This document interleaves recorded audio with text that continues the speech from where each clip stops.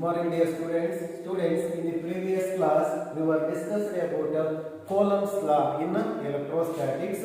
We know that Coulomb's law is used to find or determine the magnitude of the force between the two charges. Or that is the electrostatic force between the two charges. What is meant by electrostatic force? Electrostatic force is the force of repulsion or force of attraction between the two point charges which are at rest. ಯಾವುದೇ charges rest ಅಲ್ಲಿ ಇದ್ರೆ ಅವೆರಡರ ಮಧ್ಯೆ attractive ಇರಬಹುದು, repulsive ಇರಬಹುದು. ಯಾವಾಗ attractive ಇರುತ್ತೆ, opposite or unlike ಇದ್ರೆ attract ಇರುತ್ತೆ. ಸೇಮ್ ಕೈಂಡ್ ಆಫ್ ಚಾರ್ಜಸ್ ಇದ್ರೆ ಅಂದ್ರೆ ಲೈಕ್ ಚಾರ್ಜಸ್ ಇದ್ರೆ ರಿಪಲ್ಷನ್ ಇರುತ್ತೆ. ಅಂದ್ರೆ ಟೂ ಟೈಪ್ಸ್ ಆಫ್ ದಿ ನಮಗೆ ಫೋರ್ಸ್ ಎಕ್ಸಿಸ್ಟ್ ಆಗುತ್ತೆ. Electrostatic force whether it is attractive or repulsive that depends on the pair we have to select. Clear ಆಗ್ತಾ ಇದೆ ನಾನು ಹೇಳ್ತಾ ಇರೋದು?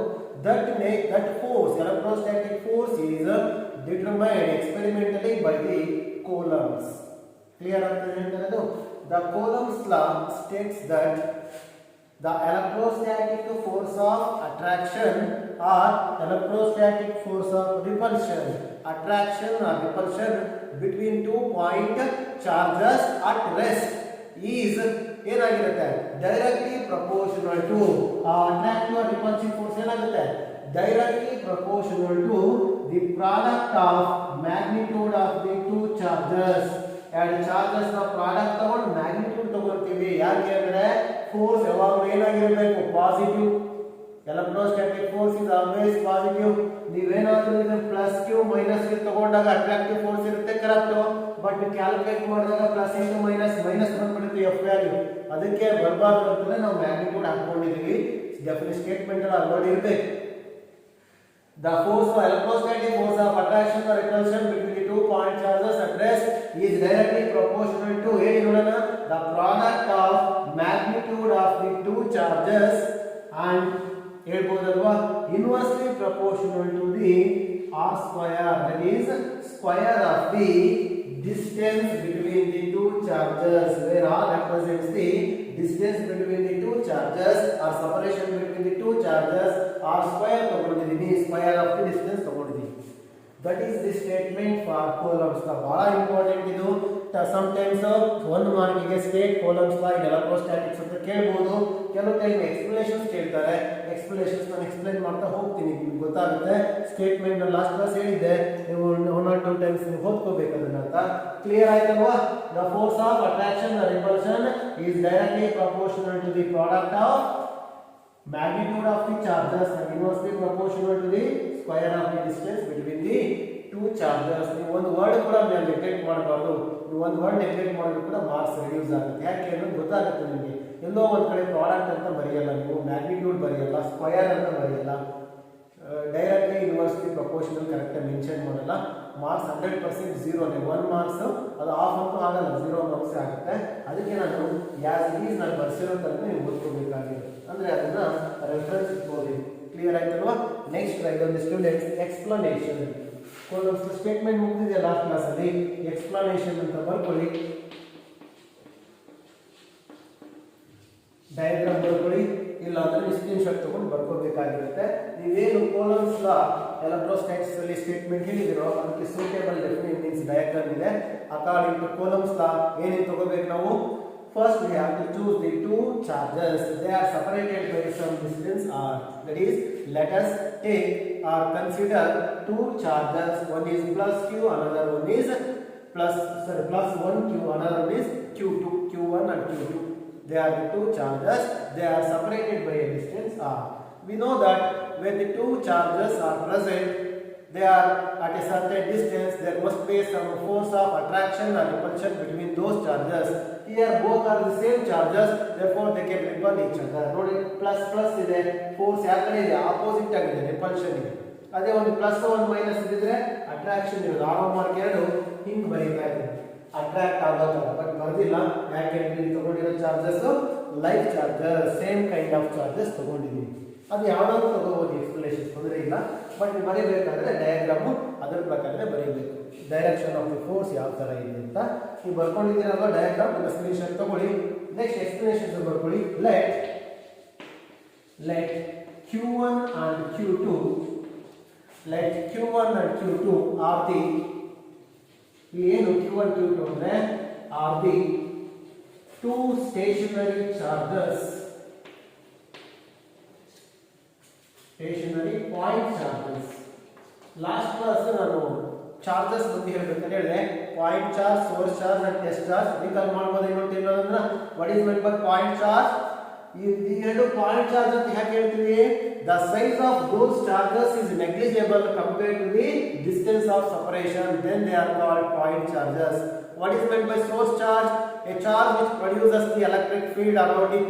ಯಾವ ಚಾರ್ಜ್ ಎಲೆಕ್ಟ್ರಿಕ್ ಫೀಲ್ಡ್ ನ ಪ್ರೊಡ್ಯೂಸ್ ಮಾಡುತ್ತೆ ಅದು source charge. What is meant by test charge? Test ಮಾಡಕ್ಕೆ ಯೂಸ್ ಮಾಡ್ತೀವಿ ಅಂದ್ರೆ it does not produces the electric field and it does not affect on the existing electric field. Test charge ಕೆಲಸ ಏನು? ಯಾವುದೇ ರೀತಿ ಫೀಲ್ಡ್ ಪ್ರೊಡ್ಯೂಸ್ ಮಾಡಂಗಿಲ್ಲ, ಏನು effect ಮಾಡಂಗಿಲ್ಲ. ಟೆಸ್ಟ್ ಏನು ಮಾಡುತ್ತದು? It is used to define the ಏನು presence of electric field. Electric field ನ ಪ್ರೆಸೆನ್ಸ್ ನ ಡಿಟೆಕ್ಟ್ ಮಾಡಕ್ಕೆ ಯೂಸ್ ಮಾಡುತ್ತೆ ಅಷ್ಟೇ. ಅದಕ್ಕೆ ಟೆಸ್ಟ್ ಚಾರ್ಜ್ ಅಂತ ಕರಿತೀವಿ. Generally +1 or unit positive charge, unit positive charge +1 coulomb is taken as a test charge. Last class ಅಲ್ಲಿ ಆಗಿದ್ದು ಹೇಳಿದಷ್ಟೇ ನಾನು. ಇದನ್ನು ಕಂಟಿನ್ಯೂ ಮಾಡಿ. Point 2 stationary point charges, 2 point stationary charges separated by a distance, separated by a distance. ಎಷ್ಟು distance ಇದೆ separate ಆಗಿದೆ? Diagram ನೋಡಬಹುದಲ್ವಾ? r separated by a distance r. ಈ ಕೂಲಂಬ್ಸ್ ನ ಎಕ್ಸ್ಪ್ಲೈನ್ ಮಾಡ್ತಾ ಇರೋ ಸ್ಟೇಟ್ಮೆಂಟ್ ಇದೆ, ಅದನ್ನ ಮ್ಯಾಥಮೆಟಿಕಲ್ ಫಾರ್ಮ್ ಗೆ ಬರೀತಾ ಹೋಗ್ತಾ ಇದ್ದೀವಿ. separated by a distance r, then from Coulomb's law, then from Coulomb's law ಹೇಳ್ಬೋದಲ್ವಾ? ನಾನು ಇಲ್ಲಿ ಬರೀತಾ ಹೋಗ್ತೀನಿ. Coulomb's law, according to Coulomb's law ಏನು ಹೇಳುತ್ತೆ statement? the force of attraction or repulsion or the electrostatic force of attraction or repulsion between the two charges, ಇಲ್ಲೂ ಇದೆ F, ಇಲ್ಲೂ ಇದೆ F. ಯಾಕೆ ಅದು F ಬರ್ತಿದ್ದೀನಿ ಅನ್ನೋದನ್ನು ಹೇಳ್ತೀನಿ. is directly proportional to product of magnitude. magnitude ಅಂದ್ರೆ ಅಲ್ಲಿ ಪಾಸಿಟಿವ್ ವ್ಯಾಲ್ಯೂ ಬರಬೇಕು ಅಂತ ಅದನ್ನ ಹಾಕ್ತಾ ಗೊತ್ತಿರಬೇಕಷ್ಟೇ. ಯಾವಾಗಲೂ F ನಾವು ಕ್ಯಾಲ್ಕುಲೇಟ್ ಮಾಡಿದಾಗ ಪಾಸಿಟಿವ್ ವ್ಯಾಲ್ಯೂ ಇರಬೇಕು. +10 ಕೂಲಂಬ್, ಸಾರಿ +10 ನ್ಯೂಟನ್, -10 ನ್ಯೂಟನ್ ಈ ತರ ನೋಡಿದಾಗ +10 ನ್ಯೂಟನ್ ಕರೆಕ್ಟ್ ಅಂತ ಚೂಸ್ ಮಾಡ್ತೀವಿ. ಯಾಕಂದ್ರೆ ಪ್ಲಸ್ ಅಲ್ಲಿ ಇರಬೇಕು ಯಾವಾಗಲೂ ಎಲೆಕ್ಟ್ರೋಸ್ಟಾಟಿಕ್ ಫೋರ್ಸ್. ಅದು ಸ್ಟೇಟ್ಮೆಂಟ್ ಅನ್ನು ಹೇಳ್ತಾ ಇದ್ದೀನಿ. Q1 Q2 whole divided by r square according to this statement. ನೀವು ಈ ಡಯಾಗ್ರಾಮ್ ಅಪ್ಲೈ ಮಾಡ್ಕೊಂಡು ಬರೀಬಹುದಲ್ವಾ? The product of the charges directly proportional to product of the charges, inversely proportional to square of the distance between the charges. Next write down F is equal to ಬರಿತಾ ಹೋಗ್ತಾ ಇರಬೇಕು. ಇಲ್ಲ screenshot ತಗೋಬೇಕು ನೀವು. Some constant k into Q1 Q2 whole divided by r square, where ಒಂದೊಂದೇ step ಅರ್ಥ ಆಗಬೇಕು. where k is the proportionality constant, where k is the proportionality constant called, ಅದಕ್ಕೆ ನೇಮ್ ಇದೆ, ಏನಂತ ಕರೀತೀವಿ? ಕಾನ್ಸ್ಟೆಂಟ್. ಅಲ್ಲಿ ನಾವು ಯಾವುದೇ ಒಂದು ಪ್ರಪೋರ್ಷನಾಲಿಟಿ ರಿಮೂವ್ ಮಾಡೋದಕ್ಕೆ ಕಾನ್ಸ್ಟೆಂಟ್ಸ್ ತಗೊಂತೀವಿ, ಬಟ್ ಅದಕ್ಕೆ ವ್ಯಾಲ್ಯೂ ಇರುತ್ತೆ. ಅರ್ಥ ಆಯ್ತಲ್ಲ? ಅದಕ್ಕೆ ಯಾವ ನೇಮ್ ಇದು ಕರೀತಾ ಇದೀವಿ ಅಂತ ಹೇಳ್ತಾ ಇದೀನಿ. Called coulombs constant. Proportionality constant ಅದಕ್ಕೆ ಒಂದು ನೇಮ್ ಇದೆ, ಕೂಲಂಬ್ಸ್ ಕಾನ್ಸ್ಟೆಂಟ್. k ಅಂದ್ರೆ coulombs constant. It is also called R electrostatic force constant.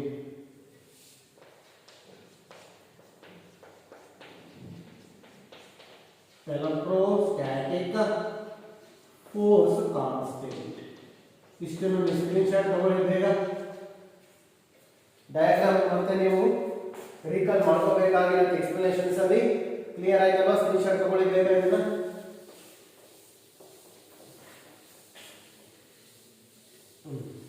ಇದರ ಕಂಟಿನ್ಯೂ ಪಾರ್ಟ್ ನಾನು ಇಲ್ಲಿ ಬರೀತಾ ಹೋಗ್ತೀನಿ ಅನ್ಕೊಳ್ಳಿ. ಕ್ಲಿಯರ್ ಆಯ್ತಲ್ವಾ? k ಅಂದರೆ ಪ್ರಪೋರ್ಷನಾಲಿಟಿ ಕಾನ್ಸ್ಟೆಂಟ್, ಅದಕ್ಕೆ ವ್ಯಾಲ್ಯೂ ಇರುತ್ತೆ.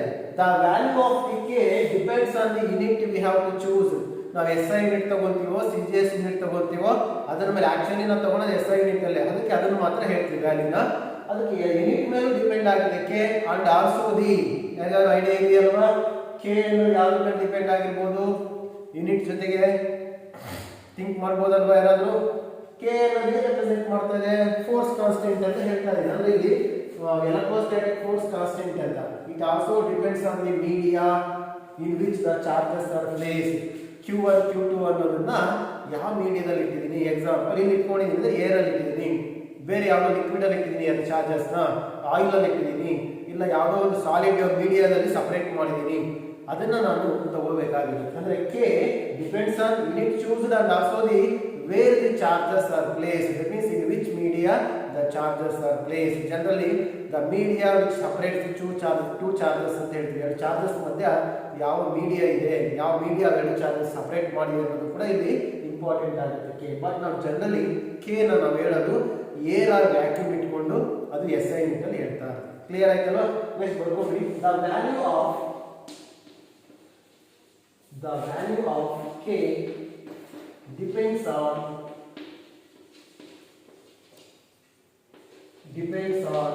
unit used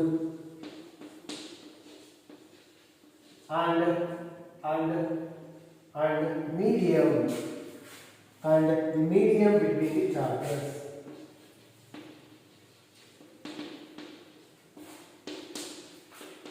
And the medium between ಈ ಐಡಿಯಾ ಇರಬೇಕು ನಿಮಗೆ. ಕೆ ವ್ಯಾಲ್ಯೂ ಅಷ್ಟೇ ಯಾಕೆ ಬರೀತೀವಿ ನಾವು ಅಂದ್ರೆ ಎಸ್ ಐ ಯೂನಿಟ್ ಅಲ್ಲಿ ಹೇಳ್ತಾ ಇದೀವಿ, ಮತ್ತೆ ನಾನು ಏರ್ ಆರ್ ವ್ಯಾಕ್ಯೂಮ್ ಅಲ್ಲಿ ಚಾರ್ಜಸ್ ಇಟ್ಟು ಆ ಕೆ ವ್ಯಾಲ್ಯೂ ಇಷ್ಟು ಅನ್ನೋದನ್ನ ಎಕ್ಸ್ಪ್ಲೈನ್ ಮಾಡ್ತಾ ಇರ್ತೀವಿ. ಮೀನ್ಸ್ ನಾವು ಕಾನ್ಸ್ಟೆಂಟ್ ಆಗಿ ಆ ವ್ಯಾಲ್ಯೂ ಬರೆಯೋ ಉದ್ದೇಶ ಏನು ಅಂದ್ರೆ ಎಸ್ ಐ ಯೂನಿಟ್ ಅಲ್ಲಿ ಹೇಳ್ತಾ ಇದೀನಿ, ವ್ಯಾಕ್ಯೂಮ್ ಅಲ್ಲ ಏರ್ ಅಲ್ಲಿ ಹೇಳ್ತಾ ಇದೀನಿ. ನೆಕ್ಸ್ಟ್ ಟೈಮ್ ಬರ್ಕೊಳ್ಳಿ, ಮತ್ತೆ ವ್ಯಾಲ್ಯೂ ಹೇಳ್ಬೇಕಲ್ಲ ನಾನು. For a or vacuum, for air or vacuum ಅಂದ್ರೆ ಎಲ್ಲಿದೆ ಏರ್ ಆರ್ ವ್ಯಾಕ್ಯೂಮ್? ಚಾರ್ಜಸ್ ಮಧ್ಯೆ ಇದೆ. ಇನ್ ಎಸ್ ಐ ಸಿಸ್ಟಮ್ ಅದು ಹೇಳ್ಬೇಕು. ಏರ್ ಆರ್ ವ್ಯಾಕ್ಯೂಮ್ ಅಲ್ಲಿ ಚಾರ್ಜಸ್ ಇಟ್ಟು ಎಸ್ ಐ ಸಿಸ್ಟಮ್ ಅಲ್ಲಿ ಹೇಳ್ತಾರೆ. ಇನ್ ಎಸ್ ಐ ಸಿಸ್ಟಮ್ ಕೆ ಬಹಳ ಇಂಪಾರ್ಟೆಂಟ್ ಇದು. ಈ ಚಾಪ್ಟರ್ ಕಂಪ್ಲೀಟ್ ಆಗಿ ನಾವು ಈ ವ್ಯಾಲ್ಯೂ ಯೂಸ್ ಮಾಡ್ತಾ ಇರ್ತೀವಿ ಪ್ರಾಬ್ಲಮ್ಸ್ ಅಲ್ಲಿ. K is equal to 1/4 pi epsilon naught. ಇದೇ ತರ ಬರ್ಕೊಳ್ಳಿ, epsilon naught. ಕೆಲವು ಈ ಬರ್ಬಿಡ್ತೀರಾ, ಈ ತರ ಬರಿಬೇಡಿ, ಈ ತರ ಬರೀಬೇಕು. ಎಪ್ಸಲಾನ್ ನಾಟ್, ಈ ನಾಟ್ ಅಂತ ಬರೀಬಾರ್ದು. ರೈಟ್, ನೋಡ್ಕೊಳ್ಳಿ, ಫಸ್ಟ್ ಟೈಮ್ ನೀವು ಬರೀತಾ ಇದ್ದೀರಾ ಅಂತ ನಾನು ಹೇಳ್ತಾ ಇದ್ದೀನಿ. ಅದನ್ನ ಪ್ರೊನೌನ್ಸ್ ಮಾಡಬೇಕಾದ್ರೆ ನೀವು ಎಪ್ಸಲಾನ್ ಅಂತ ಪ್ರೊನೌನ್ಸ್ ಮಾಡಬೇಕು. ಈ ತರ epsilon, epsilon naught, epsilon r ಇದೆ ಎಪ್ಸಲಾನ್ ಆರ್, ಟಿ ಇದೆ ಎಪ್ಸಲಾನ್ ಟಿ. ಈ ತರ ನೀವು ರೆಪ್ರೆಸೆಂಟ್ ಪ್ರೊನೌನ್ಸ್ ಮಾಡ್ತಾ ಹೋಗ್ತೀರಾ. ಇದರ ಮೀನಿಂಗ್ ಇದೆ. ಆ ಸಿಂಬಲ್ ಎಪ್ಸಲಾನ್ ಅಂದ್ರೆ permittivity of the air or vacuum ಅಂತ ಹೇಳ್ತೀವಿ ನಾವು, ಫ್ರೀ ಸ್ಪೇಸ್ ಅಂತ ಹೇಳ್ತೀವಿ. ನೆಕ್ಸ್ಟ್ ಹೇಳ್ತೀವಿ ಇಟ್ಸ್ ವ್ಯಾಲ್ಯೂ, ಇದರ ವ್ಯಾಲ್ಯೂ ಎಪ್ಸಲ್ ನಾಟ್ ಗೊತ್ತಿದ್ರೆ ಮಾತ್ರ ಕ್ಯಾಲ್ಕುಲೇಟ್ ಮಾಡ್ಕೊಳ್ತೀವಿ. ಬಟ್ ನಾನು ಎಪ್ಸಲ್ ನಾಟ್ ಹಾಕಿದ್ದೀನಿ ಅಂತ ಕ್ಯಾಲ್ಕುಲೇಟ್ ಮಾಡ್ತೀನಿ. ನೆಕ್ಸ್ಟ್ ನಾನು ಎಪ್ಸಲ್ ನಾಟ್ ವ್ಯಾಲ್ಯೂ ಬರೆಸ್ತೀನಿ. ಕ್ಲಿಯರ್ ಆಯ್ತಲ್ಲ? ಕೆ ಇಷ್ಟು ವ್ಯಾಲ್ಯೂ ಇದೆ. ಇದು ಎಪ್ಸಲ್ ನಾಟ್ ಅನ್ನೋದು ಕಾನ್ಸ್ಟೆಂಟ್. 4 × 3.14 ಇಂಟು ಎಪ್ಸಲ್ ನಾಟ್ ಬೇಕು. ಎಪ್ಸಲ್ ನಾಟ್ ಹಾಕಿದ್ದೀನಿ ಅಂತ ನಾನು ಆನ್ಸರ್ ಬರೀತಾ ಇದ್ದೀನಿ. ಇದು ಮೆಮೊರಿಯಲ್ಲಿ ಇರಬೇಕು ನಿಮಗೆ. ಇದು ರಿಪೀಟೆಡ್ ಆಗಿ ನೀವು ಫಾರ್ಮುಲಾದಲ್ಲಿ ಎಫ್ ಫಾರ್ಮುಲಾದಲ್ಲಿ ಈ ವ್ಯಾಲ್ಯೂ ಹಾಕ್ತೀರಾ. 9 × 10⁻⁹ is +9 newton metre square per coulomb. ನೀಟಾಗಿ ಬರ್ಕೊಳ್ಳಿ unit. Newton metre square per coulomb square. ಯಾಕೆ ಯೂನಿಟ್ ಬರುತ್ತೆ ನೋಡ್ಕೊಳ್ಳಿ. ನಾನು ಒಂದು ಎಕ್ಸಾಂಪಲ್ ಕೊಡ್ತೀನಿ ನಿಮಗೆ. ಇಲ್ಲೇ ಇದೆಯಲ್ವಾ, ನೋಡ್ಕೊಳ್ಳಿ. ಇಲ್ಲಿ ನನಗೆ ಕೆ ಬೇಕು ಅಂದ್ರೆ ಏನು ಮಾಡ್ತೀನಿ? F R square. ನೋಡ್ಕೊಳ್ಳಿ, K is equal to F R square by Q1 Q2 ಬರೀತೀವಿ. ನಿಮ್ಮ ರೆಫರೆನ್ಸ್ಗೆ ಎಷ್ಟಾಗಿದೆ? K is equal to F R square by Q1 Q2. Unit apply ಮಾಡಿ. Newton for force, distance square, metre square. What is the SI unit for charge? Coulomb into coulomb square. Denominator ಇದೆ per coulomb square. ನೋಡಿ, ನಿಮ್ಗೆ ಎಲ್ಲಾದ್ರೂ confuse ಆದ್ರೆ units values ಬರೆದಾಗ ಆ units ನ ಈ ತರ ಅರ್ಥ ಮಾಡ್ಕೊಳ್ಳಿ. Newton metre square per coulomb square ಯಾಕೆ ಅಂತ ಹೇಳ್ತಾ ಇದೀನಿ? By using this relation.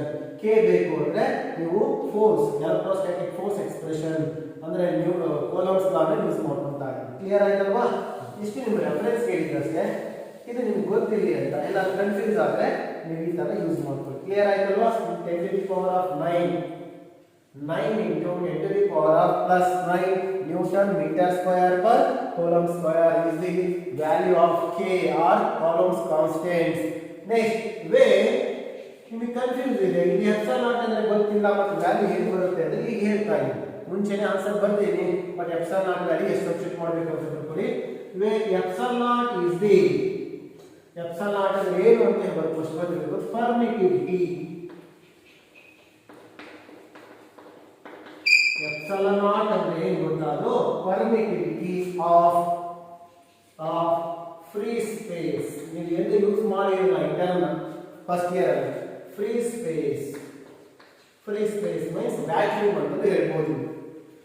ಒಂದು ಫ್ರೀ ಸ್ಪೇಸ್ ನ ವ್ಯಾಕ್ಯೂಮ್, ಆ ಫ್ರೀ ಸ್ಪೇಸ್ ನ ಪರ್ಮಿಟಿವಿಟಿ ಅಂತ ಏನು, ಎಪ್ಸಿಲಾನ್ ನಾಟ್. ಅದರ ವ್ಯಾಲ್ಯೂ ಬರೀತಾ ನೋಡಿ, right on bracket. Epsilon naught is equal to 8.854 into 10 to the power of minus 12. 10 to the power of minus 12.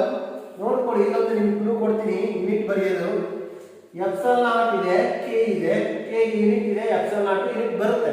But ಇಲ್ಲಿ ಕಂಪ್ಲೀಟ್ ಇರೋದು 1/4 ಕಾನ್ಸ್ಟೆಂಟ್. ಇಲ್ಲಿ ಏನು ಯೂನಿಟ್ ಇದೆಯೋ ಇದು ಕೆ ಗೆ. ಎಪ್ಸಿಲಾನ್ ನಾಟ್ ಏನಿದೆ, ಕೆ ಕಂಪೇರ್ ಮಾಡಿದ್ರೆ ರೆಸಿಪ್ರೋಕಲ್ ಆಗಿದೆ. ಹಾಗಾಗಿ ಯೂನಿಟ್ ಕೂಡ ಏನಾಗುತ್ತೆ, ರೆಸಿಪ್ರೋಕಲ್ ಆಗುತ್ತೆ.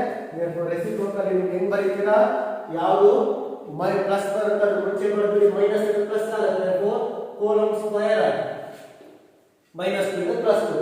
ಇದೆಲ್ಲ ಏನಿಲ್ಲ ಓದಿದೆ -1 ಪರ್ ಮೀಟರ್ ಸ್ಕ್ವೇರ್. ನೋಡಿ ಇದು ರೆಸಿಪ್ರೋಕಲ್ ಬರೀತಾ ಇದ್ದೀನಿ. ಇನ್ನು ಈಸಿ ಅಂದ್ರೆ ನೀವು ಆರ್ ಫ್ಯಾರಡ್ ಪರ್ ಮೀಟರ್ ಅಂತ ಬರೀಬಹುದು. Easy, farad per metre. ನಿಮಗೆ ಕನ್ಫ್ಯೂಸ್ ಆದ್ರೆ ಫ್ಯಾರಡ್ ಪರ್ ಮೀಟರ್ ಅಂತ ಬರೀಬಹುದು. ಆರ್ ಅಂತ ಹೇಳ್ತಾ ಇದ್ದೀನಿ, farad per metre. What is the SI unit for permittivity? Farad per metre or coulomb square per newton per metre square. ಯಾವುದನ್ನು ಯೂಸ್ ಮಾಡಬಹುದು. ಬಹಳ ಇಂಪಾರ್ಟೆಂಟ್. ಇದು ಈಸಿ ಅನ್ನಿಸ್ಬೋದು, ಬಟ್ ಯೂನಿಟ್ ಕೂಡ ಇಂಪಾರ್ಟೆಂಟ್ ಆಗುತ್ತೆ. ಸಮ್ ಟೈಮ್ ಯಾಕಂದ್ರೆ ಸಿಟಿಯಲ್ಲಿ ವ್ಯಾಲ್ಯೂಸ್ ಕರೆಕ್ಟ್ ಆಗಿ ಕೊಟ್ಟು ಯೂನಿಟ್ ಚೇಂಜ್ ಮಾಡ್ಬಿಡ್ತಾರೆ ಕೆಲವು ಟೈಮ್. ಅವಾಗ ಯೂನಿಟ್ ಯಾವುದು ಅನ್ನೋದನ್ನ ನಾನು ಹೇಳಿರೋ ಬೇಸಿಸ್ ಮೇಲೆ ನೀವು ಕ್ಲಿಯರ್ ಮಾಡ್ಕೊಳ್ಳಿ. ಯಾಕಂದ್ರೆ ಆಪ್ಷನ್ಸ್ ಕೊಟ್ಟರೆ ಬಹಳ ಕನ್ಫ್ಯೂಸ್ ಆಗುತ್ತೆ. ಅವಾಗ ನೀವು ಅಪ್ಲೈ ಮಾಡ್ಕೊಳ್ಳಿ. ಕೆ ಗೆ ನಾನು ಯೂನಿಟ್ ಎಫ್ ಬೇಸಿಸ್ ಮೇಲೆ ಹೇಳಿದ್ದೀನಿ, epsilon naught unit K basis ಮೇಲೆ. ಕೆ ಏನು ಬರುತ್ತೆ ಅದನ್ನ ರೆಸಿಪ್ರೋಕಲ್ ಆಗಿ ಬರ್ತೀನಿ, ಕಂಪೇರ್ ಮಾಡ್ಕೊಳ್ಳಿ. N1 ಇದೆ, -1 ಆಯಿತು. ಕೂಲಂಬ್ ಪರ್ ಕೂಲಂಬ್ ಸ್ಕ್ವೇರ್ ಇದೆ, ಇಲ್ಲಿ ಕೂಲಂಬ್ ಸ್ಕ್ವೇರ್ ಆಯಿತು. ನೋಡ್ಕೊಳ್ಳಿ, ನಿಮ್ಗೆ ಗೊತ್ತಾಗ್ತದೆ. ಇದು ಕಷ್ಟ ಇದೆ, for metre farad per metre ಅಂತ ನೋಡ್ಕೊಳ್ಳಿ. ಕ್ಲಿಯರ್ ಆಯ್ತಲ್ಲ. ಒಂದು ಇಲ್ಲಿ ಈಕ್ವೇಶನ್ ನಂಬರ್ 1 ಅಂತ ಕೊಟ್ಟಿದ್ದೀವಿ. ಎಲ್ಲರೂ ಅಬ್ಸರ್ವ್ ಮಾಡ್ತಾ ಇದ್ದೀರಲ್ವಾ? ಇದಕ್ಕೆ ಈಕ್ವೇಶನ್ ನಂಬರ್ 1 ಅಂತ ಕೊಟ್ಟಿಲ್ಲ, ಹೀಗೆ ಬರ್ಕೊಳ್ಳಿ ಅಂತ ಹೇಳ್ತಾ ಇದ್ದೀನಿ. F is equal to K Q1 Q2 by R square represents the equation number 1.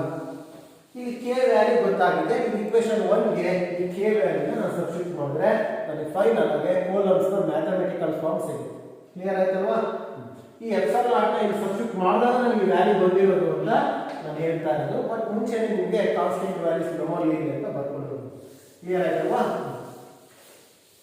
Last right out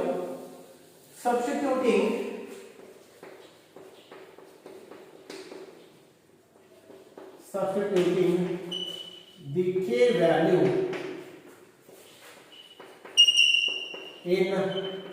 in equation 1. ಗೊತ್ತಾಯ್ತಲ್ಲ equation 1 ಯಾವುದು ಬರ್ಕೋಬೇಕು ಅಂತ ಮುಂಚೆ ಇದೆಲ್ಲ ನೋಡ್ಕೋಬೇಕು ಅಂತ. equation 1 ಯಾವುದು ಅಂತ ಅಲ್ಲಿ ಯಾವ equation F is equal to K. K ಅಂದ್ರೆ ಎಷ್ಟು ಅಂತ ಗೊತ್ತಾಗಿದೆ ನಮಗೆ, 1/4πε0. 9 into 10 to the power of 9 ಬರೀಬಹುದು, ಬಟ್ ಪ್ರಾಬ್ಲಮ್ಸ್ ಅಲ್ಲಿ ಮಾತ್ರ ವ್ಯಾಲ್ಯೂ ಸಬ್ಸ್ಟಿಟ್ಯೂಟ್ ಮಾಡಿ. ನಾನು ಇನ್ನು ಬರೀತಾರೆ equation 1/4πε0. Next K into Q1 Q2 by R square. This is the mathematical form of Coulomb's inverse square law in ಯಾವ ಮೀಡಿಯಾದಲ್ಲಿ ಫ್ರೀ ಸ್ಪೇಸ್. ಯಾಕಂದ್ರೆ ಎಪ್ಸಿಲಾನ್ ನಾಟ್ ಇದೆ, ಬಹಳ ಇಂಪಾರ್ಟೆಂಟ್. ನೀವು ಅಬ್ಸರ್ವ್ ಮಾಡಿ, ಎಪ್ಸಿಲಾನ್ ನಾಟ್, ಎಪ್ಸಿಲಾನ್ ಆರ್ ಈ ತರ ಸಫಿಕ್ಸ್ ಚೇಂಜಸ್ ಬರ್ತಾ ಹೋಗುತ್ತೆ. ಜಸ್ಟ್ ಇಷ್ಟನ್ನ ಅಬ್ಸರ್ವ್ ಮಾಡಬೇಕು, ಬರ್ಕೊಳ್ಳಿ. This is the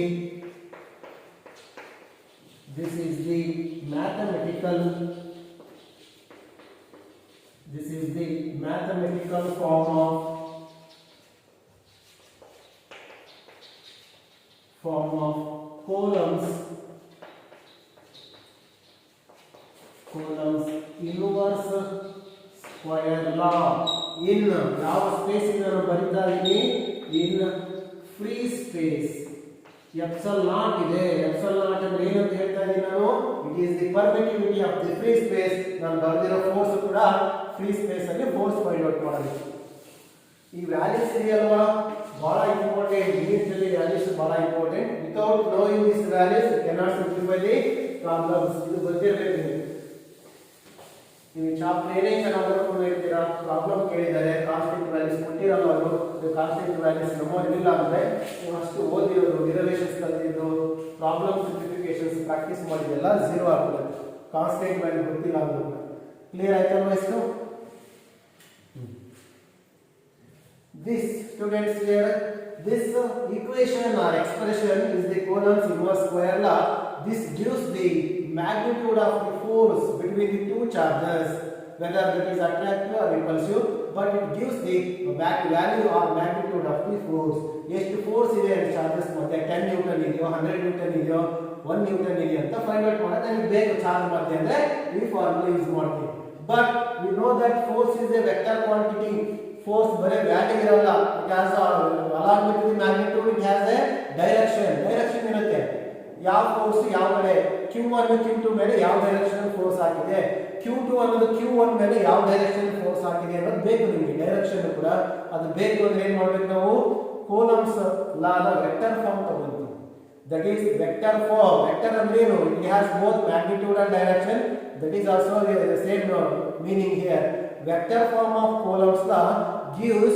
the direction of the force along with the magnitude ಎಷ್ಟು ಅಂತ ನಾನು ಹೇಳ್ತೀನಿ ಎಕ್ಸಾಂಪಲ್ ಯಾವುದು ಒಂದು ಕೇಸ್ ಅಲ್ಲಿ 10 ನ್ಯೂಟನ್ ಅಂತ but in which direction along question mark ಅಂದ್ರೆ along AB along BO along PO or from Q to Q1 to Q2 ಹೇಳ್ಬೇಕಲ್ವ ಡೈರೆಕ್ಷನ್ ಆ ಡೈರೆಕ್ಷನ್ ನ ಕೊಡೋದು ವೆಕ್ಟರ್ ಫಾರ್ಮ್ ಅದನ್ನು ಒಂದು ಮಾರ್ಕಲ್ಲಿ ಕೇಳಿದ್ದಾರೆ ಏನಂತಂದ್ರೆ write the vector form of Coulomb's law ಅಂತ ಅಲ್ಲಿ ಏನು ಚೇಂಜಸ್ ಇರುತ್ತೆ ಈಕ್ವೇಷನ್ ಹಿಂಗೆ ಇರುತ್ತೆ ಬೋರ್ಡ್ ಮೇಲೆ ವೆಕ್ಟರ್ ಫಾರ್ಮ್ ಬಂದ್ರೆ ಏನು ಚೇಂಜಸ್ ಬರಬೇಕು ಅನ್ನೋದನ್ನ ನಿಮ್ಗೆ ಹೇಳ್ತಾ ಹೋಗ್ತೀನಿ ರೈಟ್ ಅಲ್ಲಿ ಹೇಳಿ ವೆಕ್ಟರ್ ಫಾರ್ಮ್ ಆಫ್ ಒಂದು ಮಾರ್ಕಿ ಕವರ್ ಮಾಡ್ಬೇಕಾಗಿದ್ದಾರೆ vector form of Coulomb's law one mark ಕೇಳಿದ್ದಾರೆ write the vector form of Coulomb's law ಅಂತ ನಿಮಗೆ ಈಕ್ವೇಷನ್ ಅಲ್ಲಿ ಏನು ಚೇಂಜಸ್ ಇರುತ್ತೆ ಅನ್ನೋದು ನೋಡ್ಕೊಂಡ್ರೆ ಸಾಕು ಈಸಿ ಆಗುತ್ತೆ ಫಸ್ಟ್ ರೈಟ್ ದಿ ಡಯಾಗ್ರಾಮ್ ಇಲ್ಲ ಬೇಕಾದ್ರೆ ಡೈರೆಕ್ಷನ್ಸ್ ನಾನು ಫೋರ್ಸ್ ಹೇಳಬೇಕು ಅಂದ್ರೆ ಡಯಾಗ್ರಾಮ್ ಇದ್ರೆ ಮಾತ್ರ ಹೇಳೋಕೆ ಈಸಿ ಆಗೋದು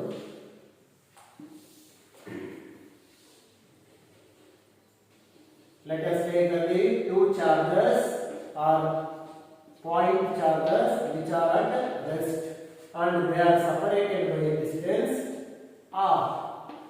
One force, we know that there is a repulsive force because they are the like charges. ಇಲ್ಲಿ ನೋಡ್ಕೊಳ್ಳಿ ಬರೀ ಎಫ್ ಅಂತ ಬರೆಯಲ್ಲ ನಾನು ಆರೋ ಮಾರ್ಕ್ ಬರೀತಾ ಇದ್ದೀನಿ ಜೊತೆಗೆ ಡೈರೆಕ್ಷನ್ ಬರೀತೀನಿ ಇದು ಇಂಪಾರ್ಟೆಂಟ್ ಇಲ್ಲಿ ಮುಂಚೆ ಬರೀ ಎಫ್ ಅಂತ ಬರೀತಾ ಇದ್ವಿ ನಾವು ಮ್ಯಾಗ್ನಿಟ್ಯೂಡ್ ಹೇಳಬೇಕಾದ್ರೆ here also we write direction that is F12 ಏನು F12 F2 ಅನ್ನೋದ್ರೆ ಇವೆರಡು ಬೇರೆ ಬೇರೆ ಫೋರ್ಸಸ್ ವ್ಯಾಲ್ಯೂ ಸೇಮ್ ಇದೆ ಬಟ್ ಫೋರ್ಸ್ ಬೇರೆ ಒಂದು ಇನ್ನೊಂದರ ಮೇಲೆ ಫೋರ್ಸ್ ಎಕ್ಸಾಕ್ಟ್ ಮಾಡ್ತಾ ಇದೆ ಅನ್ನೋದನ್ನ ರೆಪ್ರೆಸೆಂಟ್ ಮಾಡುತ್ತೆ ಇಲ್ಲಿ ನೋಡ್ಕೊಳ್ಳಿ ಡೈರೆಕ್ಷನ್ F12 ಡೈರೆಕ್ಷನ್ ಅಲ್ಲಿ R12 ಯೂನಿಟ್ ವೆಕ್ಟರ್ ಇರಬೇಕು ಕರೆಕ್ಟ್ ನೋಟ್ ಬರ್ಕೊಳ್ಳಿ F12 ಕಡೆಗೆ F21 ಕಡೆಗೆ R ಯೂನಿಟ್ ವೆಕ್ಟರ್ R21 ಇರಬೇಕು ಕರೆಕ್ಟ್ ನೋಡಿ ಕನ್ಫ್ಯೂಸ್ ಇಲ್ಲ 21 21 12 12 ಯೂನಿಟ್ ವೆಕ್ಟರ್ಸ್ ಅದೇ ಡೈರೆಕ್ಷನ್ ಅಲ್ಲಿ ಬರ್ತಿದ್ದೀನಿ ಇದು ಲೈಕ್ ಚಾರ್ಜಸ್ ಇದ್ದಾಗ ಅನ್ಲೈಕ್ ಇದ್ರೆ ಮತ್ತೆ ಎಲ್ಲಾ ಡೈರೆಕ್ಷನ್ಸ್ ಆಪೋಸಿಟ್ ಆಗುತ್ತೆ ಈ ಕಡೆ ಆಪೋಸಿಟ್ ಆಗಿ ಹೋಗ್ತಾ ಇರೋದು ಒಂದೇ ಕಡೆ ಅಂದ್ರೆ means they are attract each other ಅವಾಗ R1 R2 ಈ ಕಡೆ ಇದೆ ಅಲ್ವಾ ಯೂನಿಟ್ ವೆಕ್ಟರ್ ಸರ್ವಿಂಗ್ ಆಗುತ್ತೆ ಬಟ್ ಇದು ಈಸಿ ಈ ರೆಪ್ರೆಸೆಂಟ್ ಮಾಡ್ಕೊಂಡ್ರೆ ಈಸಿ ಆಗ್ತಾ ಹೋಗುತ್ತೆ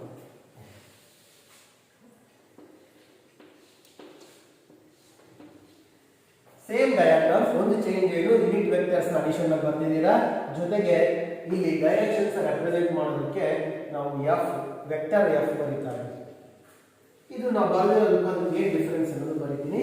ಇಷ್ಟು ನಾನು ಈಗ ಬರೆಯೋದೆಲ್ಲ ನೀವು ನೋಡ್ಕೊಂಡು ಅರ್ಥ ಮಾಡ್ಕೊಂಡ್ಬಿಟ್ರೆ ಸಾಕು. Write down the vector form of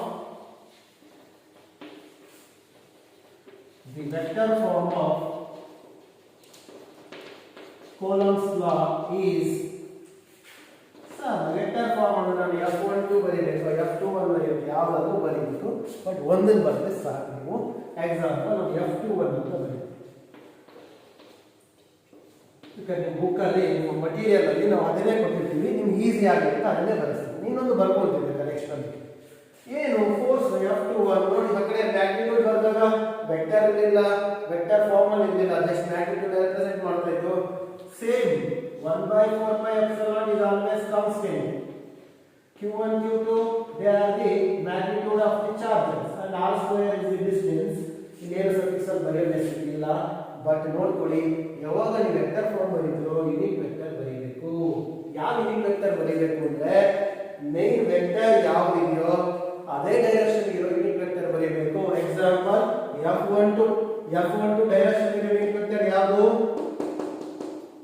ಸರಿ, F21 ಡೈರೆಕ್ಷನ್ ಇರೋದು ಯಾವುದು? R21 ಯೂನಿಟ್ ವೆಕ್ಟರ್ ಇದೆ, ಅದನ್ನು ಬರೀ ಯೂನಿಟ್ ವೆಕ್ಟರ್ ಬರೀತಾ ಇದ್ದೀನಿ. ಗೊತ್ತಲ್ವಾ ಯೂನಿಟ್ ವೆಕ್ಟರ್ ಸಿಂಬಲ್ಸ್ ಕ್ಯಾಪ್ ಇಂದ ರೆಪ್ರೆಸೆಂಟ್ ಮಾಡಿ A ಕ್ಯಾಪ್ ಅಂತ ಬರೀತೀವಿ, B ಕ್ಯಾಪ್ ಆ ತರ ಬರೀತೀವಿ.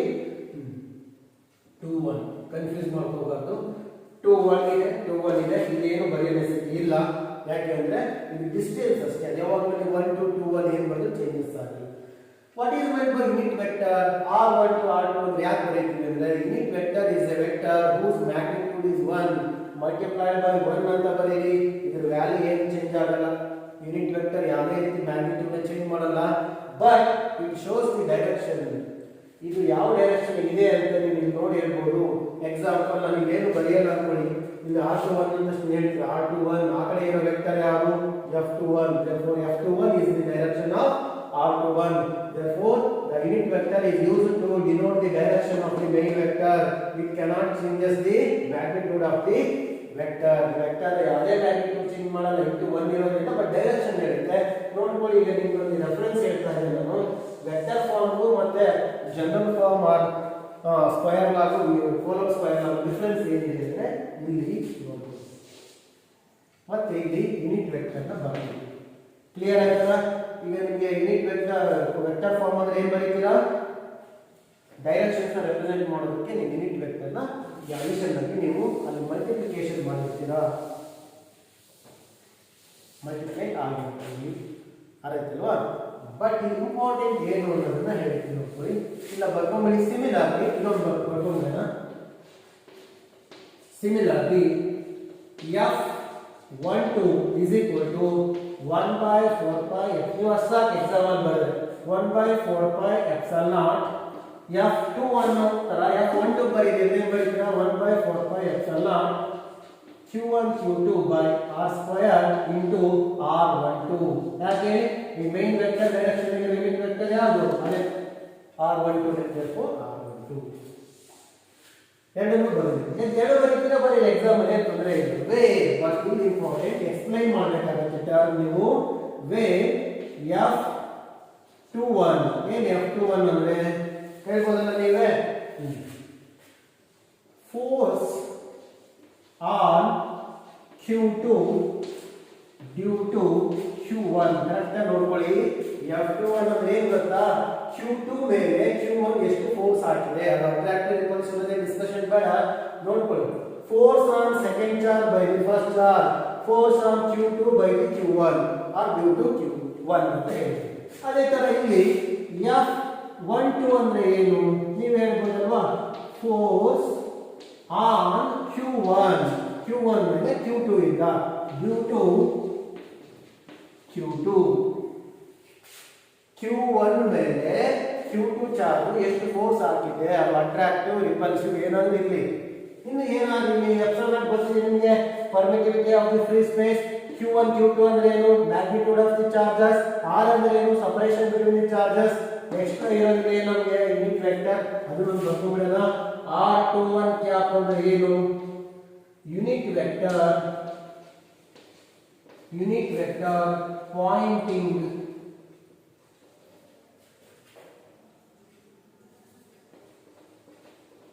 ಪಾಯಿಂಟಿಂಗ್ ಫ್ರಮ್ ಯಾವ ಕಡೆಗೆ ಪಾಯಿಂಟ್ ಮಾಡ್ತಾರೆ Q1 ಅನ್ನೋದು from Q2 to Q1 to Q2 Q1 ಇಂದ Q2 ಗೆ ಇದೆ 21 ಅನ್ನೋದು unit from Q1 to Q2 clear ಆಯ್ತಾ ಅದೇ ತರ ಈ ಈಕ್ವೇಷನ್ ಅಲ್ಲಿ ಒಂದು ಯೂನಿಟ್ ವೆಕ್ಟರ್ ಇದೆ ದಟ್ ಈಸ್ R12 ಏನದು that is also unit vector pointing from Q2 to Q1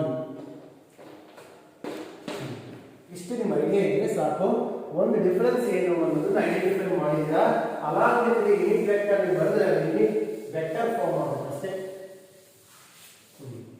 ಏನು what is the use or significance or importance of the vector form of Coulomb's law this vector form gives both the magnitude and direction ಮುಂಚೆ ಬರೀ F ಅಂತ ಬರೆದಾಗ ಅದು value ಹೇಳ್ತಾ ಇತ್ತು 10 Newton ಅಂತ ಈಗ ಏನು ಹೇಳ್ತೆ 10 Newton from Q1 to Q2 or 11 Newton from Q2 to Q1 ಅಂತ ಡೈರೆಕ್ಷನ್ ಹೇಳುತ್ತೆ ಅದು ಇಂಪಾರ್ಟೆಂಟ್ ಒಂದು ಕ್ವೆಶ್ಚನ್ ಬರ್ಕೊಂಡ್ಬಿಡಿ ಬೇಗ ಕ್ಲಿಯರ್ ಆಯ್ತಲ್ವಾ ಇಲ್ಲ ಈಗ ಸ್ವಲ್ಪ ಕಂಟಿನ್ಯೂ ಮಾಡ್ಕೊಂಡಿದ್ದಾರೆ ಇದು ಬರ್ಕೊಳ್ಳಿ ಇದು ಆಮೇಲೆ ನೀವು ನೋಟ್ ಕ್ವೆಶ್ಚನ್ ಬರ್ಕೊಳ್ಳಿ ವೇ ಡೈರೆಕ್ಷನ್ ನೋಡಿದ್ರಿ what is the direction of R12 and R21 ಇದು ಡೈರೆಕ್ಷನ್ ರೆಪ್ರೆಸೆಂಟ್ ಮಾಡುತ್ತೆ ಅಪೋಸಿಟ್ ಆಗಿದೆ ಹಾಗಾಗಿ ಇದು ಬರ್ಕೊಳ್ಳಿ where R21 is equal to the and is equal and opposite to the R12 therefore ಇವೆರಡು ಅಪೋಸಿಟ್ ಆದ್ರೆ ಯಾವ್ದ್ರ ಮೇಲೆ ಎಫೆಕ್ಟ್ ಮಾಡುತ್ತೆ ಮ್ಯಾಗ್ನಿಟ್ಯೂಡ್ ಮೇಲೆ ಎಫೆಕ್ಟ್ ಮಾಡೋದು ಯಾಕಂದ್ರೆ ಮ್ಯಾಗ್ನಿಟ್ಯೂಡ್ ಏನು ಆಗಲ್ಲ ಇಂಟು 1 ಇರು ಬಟ್ ಇಂಟು -1 ಇಂಟು +1 ಬರೋದ್ರಿಂದ ಡೈರೆಕ್ಷನ್ ಚೇಂಜಸ್ ಆಗುತ್ತೆ ಅಂದ್ರೆ ಆಪೋಸಿಟ್ ಡೈರೆಕ್ಷನ್ ರೆಪ್ರೆಸೆಂಟ್ ಮಾಡುತ್ತೆ therefore F12 is equal and opposite to the F21 ಇದನ್ನು ಗೊತ್ತಿದೆ ಇಲ್ಲಿ ನೋಡಿ ಇದು Q1 ಇಂದ Q2 ಇದೆ F21 R21 R12 Q1 ಇಂದ Q2 ಇಂದ Q1 ಇದೆ ಗೊತ್ತಾಗುತ್ತೆ ನಿಮಗೆ ಎರಡು ಕೂಡ ಮ್ಯಾಗ್ನಿಟ್ಯೂಡ್ ಒಂದೇ ಯೂನಿಟ್ ವೆಕ್ಟರ್ಸ್ ಎರಡು ಕೂಡ ಬಟ್ ಆಪೋಸಿಟ್ ಆಗಿ ಆಕ್ಟ್ ಆಗ್ತಿರೋದ್ರಿಂದ ಫೋರ್ಸ್ ಡೈರೆಕ್ಷನ್ ಮೇಲೆ ಎಫೆಕ್ಟ್ ಮಾಡುತ್ತೆ ಹೆಂಗೆ ಎಫೆಕ್ಟ್ ಮಾಡುತ್ತೆ ಇದು ನೀವು ಡಯಾಗ್ರಾಮ್ ನೋಡಿ F21 ಈ ಕಡೆ ಇದೆ F12 ಆ ಕಡೆ ಇದೆ ಅಲ್ಲಿ ಈ ತರ ನೀವು ಕೇಸಸ್ ನೀವು ಅಬ್ಸರ್ವ್ ಮಾಡಿದ್ದೀರಾ ನ್ಯೂಟನ್ಸ್ ಥಿಯರಮ್ ಆಫ್ ಮೋಷನ್ ಏನು ಹೇಳುತ್ತೆ for every action there is an equal and opposite reaction ಅಂತ ಅಲ್ಲಿ F1 to FAB is equal to FBA ಅಂತ ನೀವು ಪ್ರೂವ್ ಮಾಡಿದ್ದೀರಾ ಅಲ್ಲಿಗೆ ಈ ಎಲೆಕ್ಟ್ರೋಸ್ಟಾಟಿಕ್ ಫೋರ್ಸ್ ಕೂಡ ಎರಡು ಚಾರ್ಜಸ್ ಮಧ್ಯೆ ಏನಾಗಿರುತ್ತೆ it obeys the Newton's third law of motion ಅಂತ ಬರ್ಕೊಳ್ಳಿ hence ಈ ತರ ಫೋರ್ಸ್ ಪ್ರೂವ್ ಆಯ್ತು ನಮಗೆ hence Newton's third law ಮತ್ತೆ ನಾನು ಎಕ್ಸ್ಪ್ಲನೇಷನ್ಸ್ ಹೇಳ್ತೀನಿ ಇಷ್ಟು ಗೊತ್ತಿದೆ as Newton's third law of motion is obeyed hence Newton's third law of motion is obeyed in the case of electrostatic force between the 2 point charges at rest clear ಆಯ್ತಲ್ವಾ ಇದು proof ಅಷ್ಟೇ ನಾನು ಕೊಟ್ಟಿದ್ದು ನಿಮಗೆ characteristics of electrostatic force ಅಂತ ಬಂದಾಗ ನಾನು ಹೇಳ್ತಾ ಹೋಗ್ತೀನಿ ಇದು ಕೂಡ ಏನಂತ electrostatic force obeys the Newton third law ಅದು ಪ್ರೂಫೇ ಮಾಡ್ಬಿಟ್ಟಿದ್ದೀರಾ depending on the unit vectors clear ಆಯ್ತಾ ನೆಕ್ಸ್ಟ್ ರೈಟ್ ದಿ ಕ್ವೆಶ್ಚನ್ ಈಗ ಕ್ವೆಶ್ಚನ್ ಬರ್ಕೊಳ್ಳಿ what is the significance or importance of what is the significance or importance of vector form of Coulomb's law vector form Coulomb's law ಅಲ್ಲಿ ಇಟ್ಕೊಂಡಾಗ ನಮಗೆ ಏನು use ಆಗುತ್ತೆ ಅಂದ್ರೆ it gives direction along with the magnitude ಅದು ಗೊತ್ತಿರಲಿ that means it gives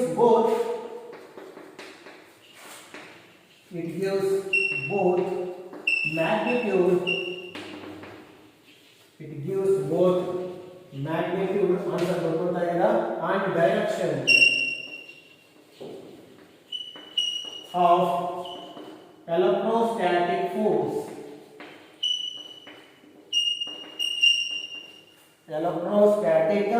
force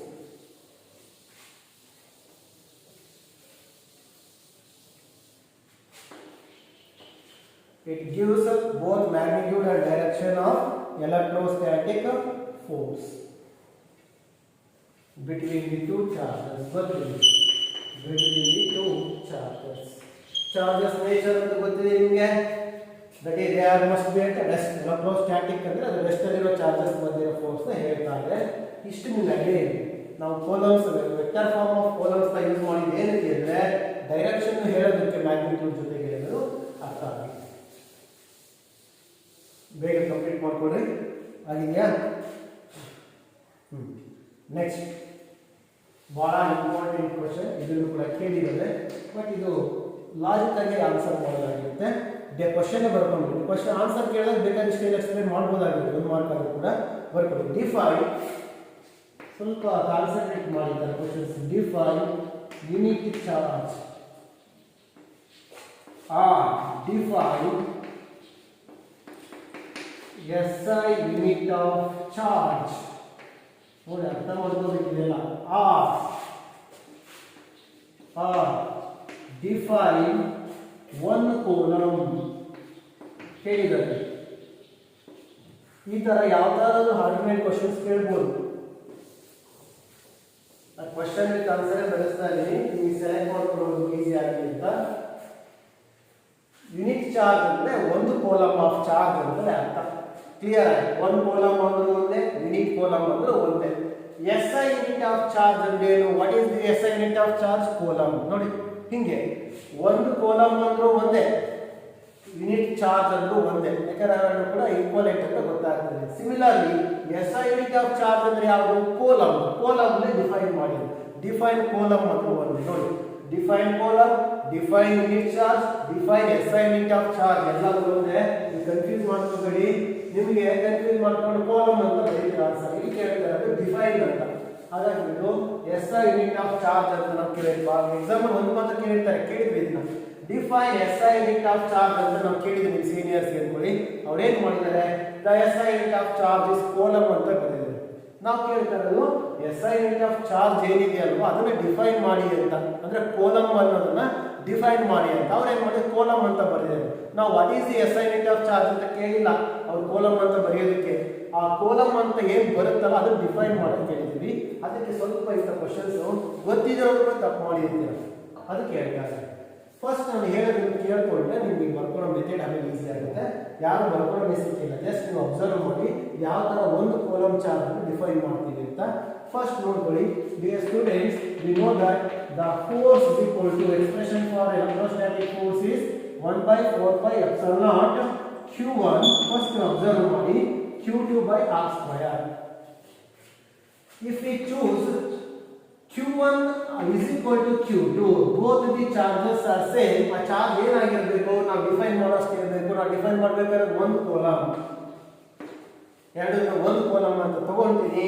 and also ಇವೆಲ್ಲ ಒಂದೊಂದು ಕೂಲಂಬ್ ತಗೊಂಡಿದ್ದೀವಿ ನಾನು ಡಿಫೈನ್ ಮಾಡೋ ಪರ್ಪಸ್ಗೆ.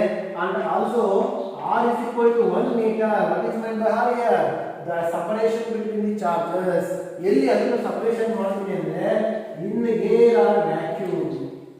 ನಾನು ಏರ್ ಅಲ್ಲಿ ಅಥವಾ ವ್ಯಾಕ್ಯೂಮ್ ಅಲ್ಲಿ ಒಂದೊಂದು ಕೂಲಂಬ್ ಇರೋ ಚಾರ್ಜ್ ನ 1 ಮೀಟರ್ ಇಟ್ಕೊಂಡಿದ್ದೀನಿ. ಕರೆಕ್ಟ್ ಆಗಿ ಅರ್ಥ ಮಾಡ್ಕೊಳ್ಳಿ. ಎರಡು ಕೂಡ 1 ಕೂಲಂಬ್ ಅಂದ್ರೆ ಪ್ಲಸ್ 1 ಕೂಲಂಬ್ ತಗೊಂಡ್ಬಿಡಿ. ಎರಡು ಪ್ಲಸ್ ಪ್ಲಸ್ ಏನಾಗುತ್ತೆ? ಅಟ್ರಾಕ್ಟ್ ಆಗುತ್ತೆ, ರಿಪಲ್ ಆಗುತ್ತೆ. ರಿಪಲ್ ಆದ್ಮೇಲೆ ಒಂದು ಇನ್ನೊಂದ್ರ ಮೇಲೆ ಎಷ್ಟು ಫೋರ್ಸ್ ಹಾಕುತ್ತೆ ಅನ್ನೋದು ನಾವು ಫೈಂಡ್ ಔಟ್ ಮಾಡಿ ಡಿಫೈನ್ ಮಾಡ್ತೀವಿ ಅಷ್ಟೇ. ಇಲ್ಲಿ ನೀವು ನೋಡ್ಕೊಳ್ಳಿ, ಈ ಇಕ್ವೇಶನ್ ಅಲ್ಲಿ if Q1 Q2 is equal to 1, 1 into 1 it becomes 1. Product ಅಲ್ಲಿ ನೆಗ್ಲೆಕ್ಟ್ ಮಾಡಿ 1. Denominator is also 1 square, that becomes 1. Complete ಆಗಿ 1 ಆಗುತ್ತೆ. ಬಿಡಬಹುದು. ಇದನ್ನ ಬಿಟ್ಟರೆ ಏನು ಉಳ್ಕೊಳ್ಳುತ್ತೆ? F is equal to ಏನು ಉಳ್ಕೊಂತು?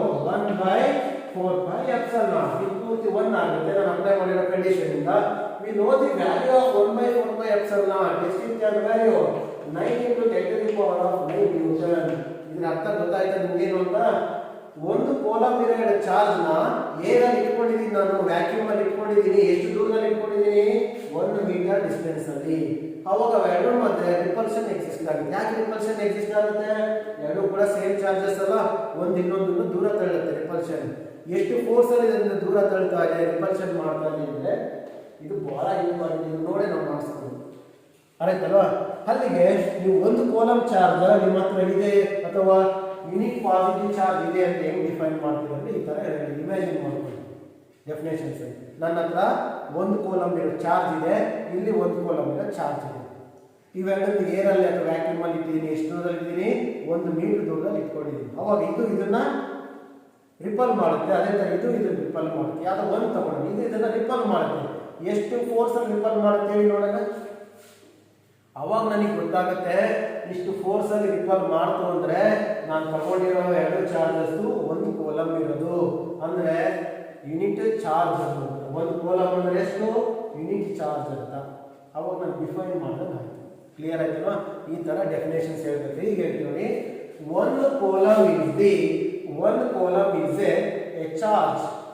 ಗೊತ್ತಿಲ್ಲ ಎಷ್ಟು ಅಂತ, ಈಗ ಹೇಳ್ತೇನೆ. A charge which is which is placed at 1 meter, ಇದರಲ್ಲಿ 1 meter distance at rest from the another stationary charge in air or vacuum. ನಾನು ಇದು ಒಂದು ಕೂಲಂಬ್ ಅಂತ ಹೇಳಬೇಕು ಅಂದ್ರೆ ಇದನ್ನ ಇನ್ನೊಂದು ಸ್ಟೇಷನರಿ ಚಾರ್ಜ್ ಇಂದ ಅದೇ ತರ ಇರೋ ಅಷ್ಟೇ ಸಿಮಿಲರ್ ಚಾರ್ಜ್ ಇಂದ ರೆಸ್ಟ್ ಅಲ್ಲಿ ಇಟ್ಟಿದ್ದೀನಿ 1 ಮೀಟರ್. ಎಲ್ಲಿ ಅವಾಗ ಇಟ್ಟಿದ್ದೀನಿ, ಏರ್ ಅಲ್ಲಿ.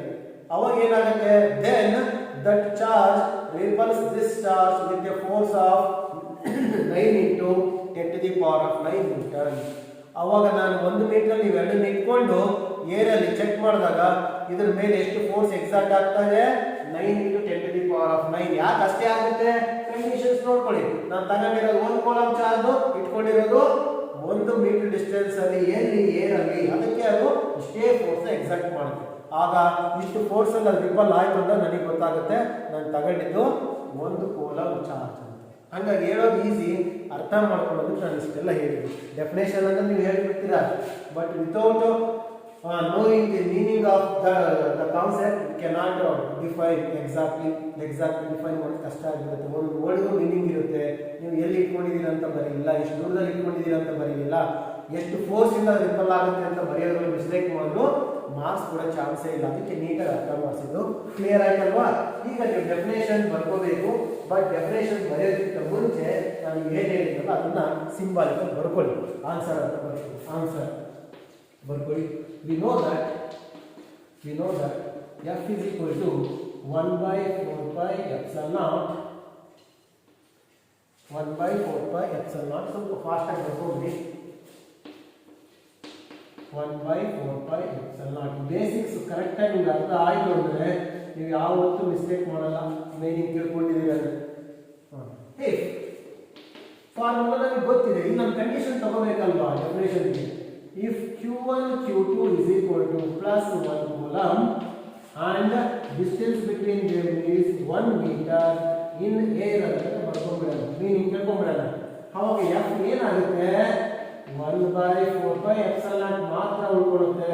ಅದ್ರ ವ್ಯಾಲ್ಯೂ ಏನಾಯ್ತು, ಇದು ಹೋಗುತ್ತೆ, ಎಲ್ಲ ಒಂದಾಗುತ್ತೆ. ಉಳ್ಕೊಂಡಿದ್ದ ವ್ಯಾಲ್ಯೂ ಏನಿರುತ್ತೆ, 9 into 10 to the power of 9 Newton. Definition ಒಂದೇ ಮಾರ್ಕ್ಸ್, ಆದ್ರೆ ಇದನ್ನ ಅರ್ಥ ಮಾಡ್ಕೊಂಡು ಡಿಫೈನ್ ಮಾಡೋದು ನೀವು ಯಾವತ್ತೂ ಮಿಸ್ಟೇಕ್ ಮಾಡೋದು. ಈಗ ನಾನು ರಿವರ್ಸ್ ಆಗಿ ಅಂತ ಹೋಗ್ಬೋದು. If you choose one charge which is placed at 1 metre from in an air from the another similar charge, then it repels with a force of 9 into 10. ಯಾಕೆ ರಿಪಲ್ಷನ್ ಆಗುತ್ತೆ ಅಂದ್ರೆ ಅಲ್ಲಿ ಇಟ್ಕೊಂಡಿರೋ ಚಾರ್ಜ್ ಎರಡು ಒಂದೊಂದು ಕೂಲಂಬ್ ಎರಡು ಲೈಟ್ ಚಾರ್ಜಸ್ ರಿಪಲ್ ಆಗುತ್ತೆ. ಬರ್ಕೋಬೋದಲ್ವಾ? ಈಗ definition ಬರ್ಕೊಳ್ಳಿ. ಒಂದು ಕೂಲಂಬ್ ಬಹಳ ಇಂಪಾರ್ಟೆಂಟ್. ಇದು ಒಂದು ಕೂಲಂಬ್ ಯೂನಿಟ್ ಚಾರ್ಜ್ ಯಾವುದೋ ಒಂದು ಇಷ್ಟಲ್ಲಿ ಯಾವುದು ನೋಡಿ ಅದಕ್ಕೆ ಒಂದು ಕೂಲಂಬ್ ಈಸ್ ದಟ್ ಚಾರ್ಜ್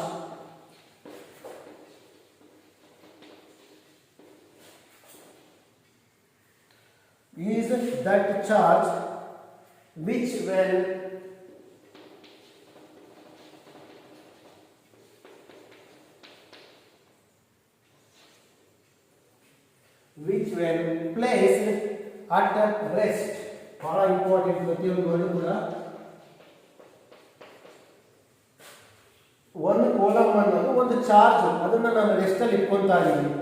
ಎಲ್ಲಿ ಇಟ್ಕೋಬೇಕು, ಯಾವ ಮೀಡಿಯಾದಲ್ಲಿ, rest in air or vacuum. Air or vacuum ಅಲ್ಲಿ ಒಂದು ಕೂಲಂಬ್ ಒಂದೊಂದು ಚಾರ್ಜ್ ಅನ್ನು ಇಟ್ಕೊಂಡಿದ್ದೀನಿ. ಒಂದು ಕೂಲಂಬ್ ಅಂತ ಇಟ್ಕೊಂಡಿದ್ದೀನಿ. ಅದನ್ನ ಅದು ಒಂದು ಕೂಲಂಬ್ ಆಗಬೇಕು ಅಂದ್ರೆ ಇಷ್ಟೇ ಫೋರ್ಸ್ ಅನ್ನು ಪ್ರೂವ್ ಮಾಡ್ತೀನಿ.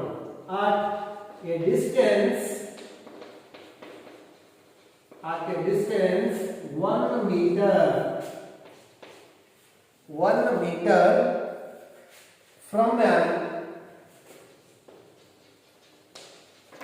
from an similar charge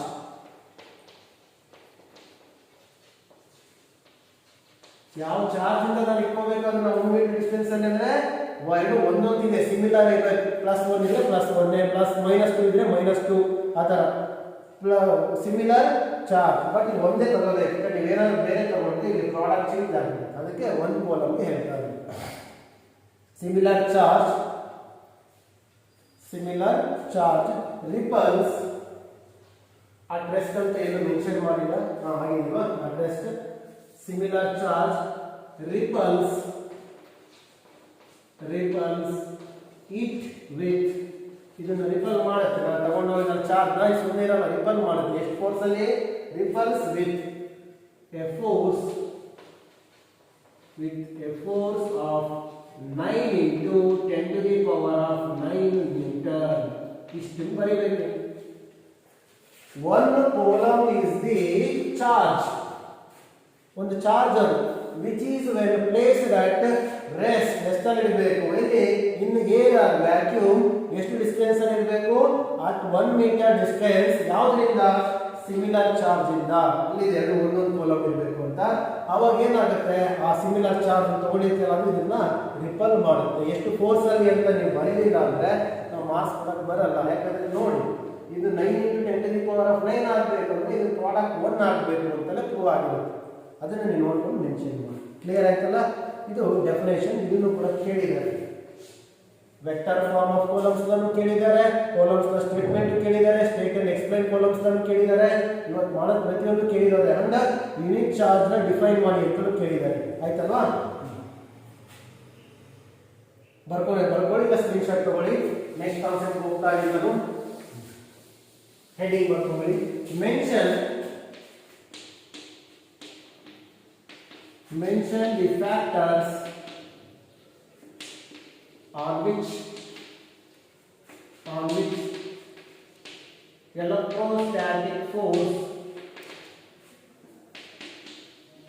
electrostatic force depends. Mention the factors on which electrostatic force depends. ಇದು ಬಹಳ ಟಫ್ ಏನ್ ಕ್ವಶನ್ ಅಲ್ಲ ನೀವೇ ಹೇಳ್ತೀರಾ ಬಟ್ ಯಾವ ತರ ಎಫೆಕ್ಟ್ ಮಾಡುತ್ತೆ ಅನ್ನೋದನ್ನ ನಾನು ಇಲ್ಲಿ ಹೇಳ್ತೀನಿ ಬರ್ಸಕ್ಕಾಗಲ್ಲ ಯಾಕಂದ್ರೆ ಇಂಡಿವಿಜುವಲ್ ಡಿಸ್ಕಷನ್ ಮಾಡಿದ್ರೆ ನಿಮಗೆ ಅರ್ಥ ಆಗುತ್ತೆ ಸಾಕು ಬರೀಬಹುದು ಇದನ್ನ Dear students, you know that electrostatic force between the two charges is nothing but 1/4π q1 q2 by r square. The magnitude of the force depends on here the product of the charges. Adre the magnitude of the charges.